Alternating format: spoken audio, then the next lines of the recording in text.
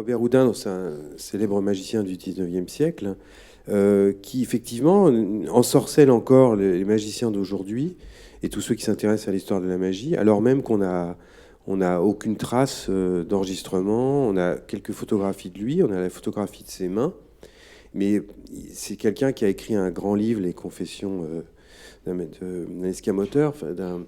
L'intérêt de ce livre, c'est que lui-même crée la légende. On sait que bon nombre d'épisodes qu'il raconte, si bien, en fait, sont en partie inventés.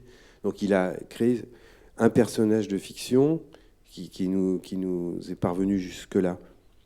Ça, c'est pour la partie écrivain, mais il faut quand même noter que le magicien a exercé seulement 7 ans, alors qu'il a tant marqué l'histoire de la magie.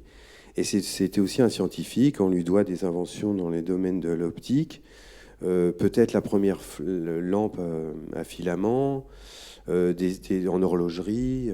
Donc c'était en fait une sorte on peut le dire, de génie, touche à tout, et qui était poète aussi, et donc qui a enturbané comme ça ces tours de leur propre légende à coups de gravure.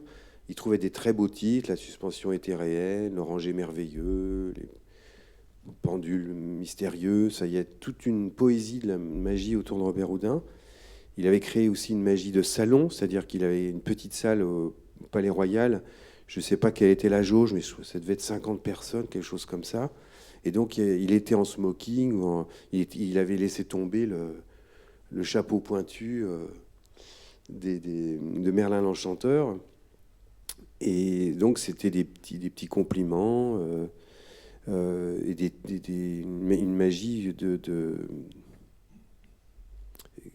qui débouchait toujours, finalement, quand on regarde les récits des tours, sur un poème.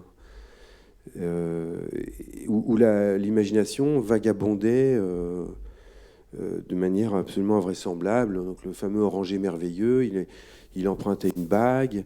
Ensuite, la bague se transformait en orange, qui elle-même se transformait en fiole. Après, on allumait la fiole et le parfum se vaporisait sous un oranger où les fleurs s'ouvraient, les feuilles. Et puis, deux papillons sortaient de l'oranger qui tiraient un mouchoir. Et dans le mouchoir figurait la bague empruntée du spectateur. Donc, cette espèce de